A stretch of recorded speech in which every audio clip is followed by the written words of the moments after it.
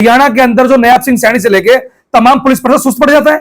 मतलब दलितों की बात आते ही दलितों के वोट लेना सबको अच्छा लगता है, लेकिन दलितों के अधिकारों की बात आती है तो सब लोग को साफ सूंघ जाता है। अंदर पुलिस इन्वॉल्व थी, जो एएसपी मैडम थी, जो यहाँ पर एएसपी है, जो लेडी मैडम थी, उनके इन्होंने मुझे बताया वो मैडम दूसरी पार्टी से तो खास के बात कर रही है, जो दलित लोग हैं उनको बाहर बिठाया जा रहा है। जी, इस मामले में अभी क्या कुछ जो चल रहा है? बताया जा रहा था कि इसमें कोई अभी एफआईआर नहीं हुई है, तो अब क्या स्थिति है मामले की?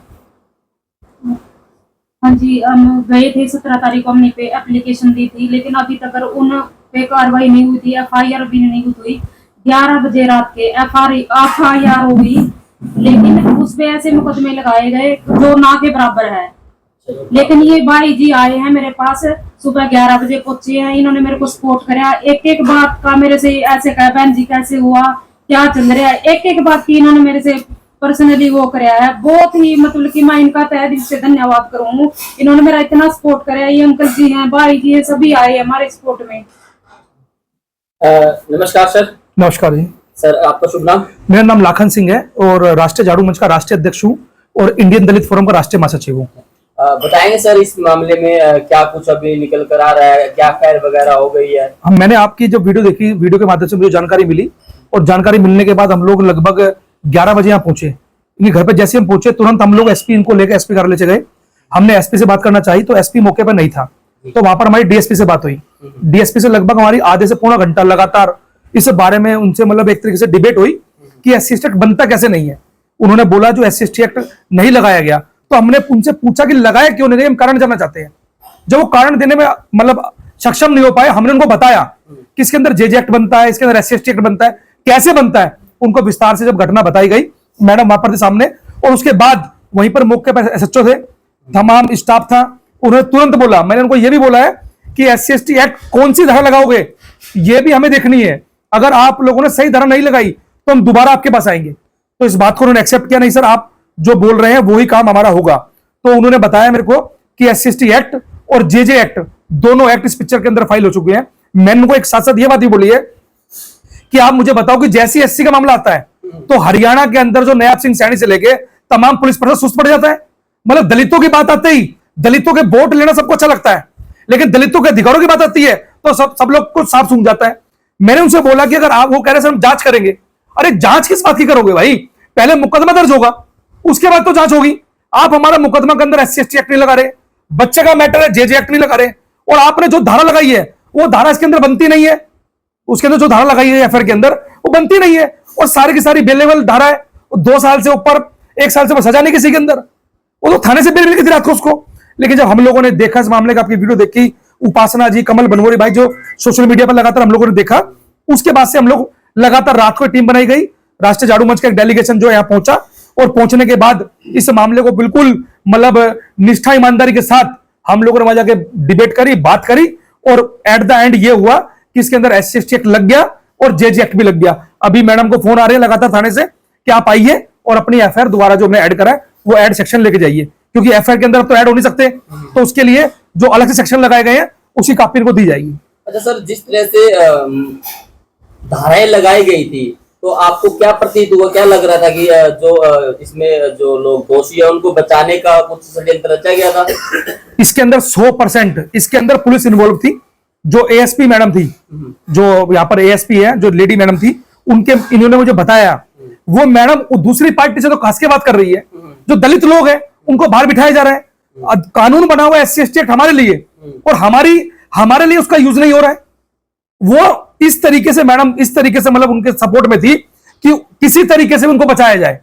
लेकिन आप जैसे लोग, हम जैसे लोग लगातार इस मामले को तूल पकड़ाए हुए थे, तो हम लोगों ने जाकर डीएसपी से मिले। मैडम तो शायद छुट्टी में चले गई है। वो मैडम की जानकारी के लिए बता दूं, मैडम को जानकारी नहीं थी, मैडम को मतलब एससी एसटी की जानकारी नहीं है, या जानकारी नहीं थी या जानबूझ के किया जा रहा है, दोनों में से एक बात है। लेकिन सरकार भाजपा की इस देश के अंदर और हरियाणा के अंदर यह सिर्फ और सिर्फ प्लानिंग कर किसी प्रकार से भी अपर कास्ट के लोगों को, मनुवाद लोगों को हमेशा बचाने का काम होता आया है।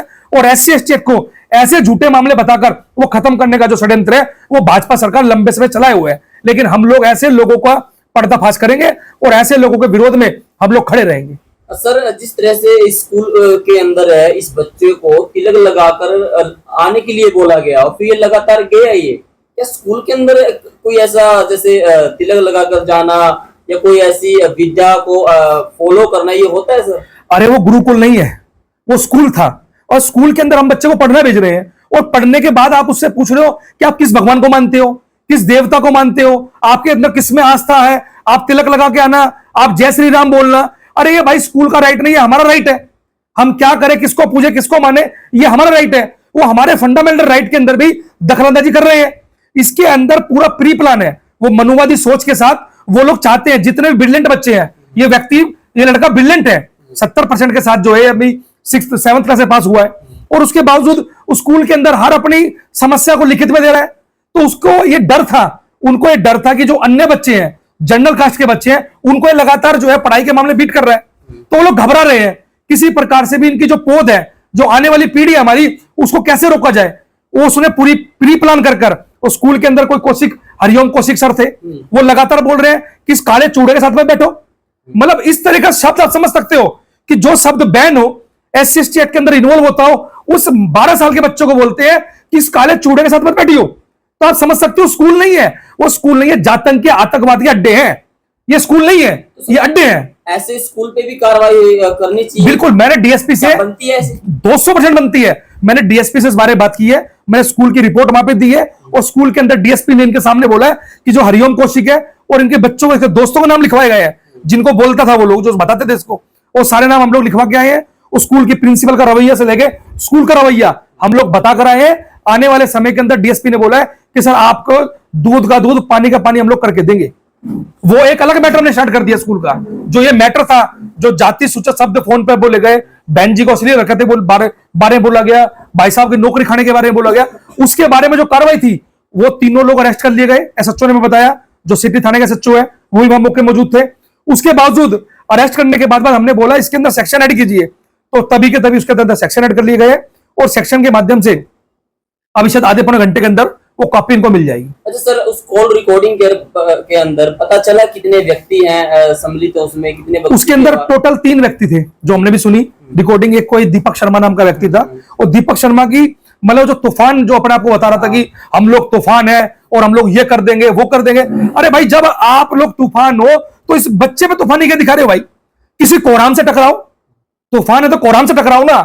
आप हमेशा दलितों से, लाचारों से, गरीबों से ही ये तूफान टकराता है। ये हरियाणा सरकार की ड्यूटी बनती है ऐसे तूफानों को धरती पर रहने के नहीं, जेल में रहने के लिए इनकी ड्यूटी है कि इनको जेल में रखा जाए। तो हम लोग को जेल भेजने का उस तूफान को कर दिया है। तो आगे भी सर आप इस परिवार के साथ है जो खड़े रहेंगे? हमने इनको बता दिया कि तन मन धन, district court, high court, supreme court, जहां पर भी जाना पड़ेगा, फ्री ऑफ कॉस्ट एडवोकेट है, और तमाम रोड से लेकर कोर्ट तक फ्री ऑफ कॉस्ट सारी मदद है इनको। ठीक है, ये सर सारी आपकी टीम है? ये बिल्कुल दिल्ली से पूरा डेलीगेशन आया हमारा, और डेलीगेशन ने पूरी बात को रखा है, पूरी बात को समझा है। ठीक है जी, धन्यवाद।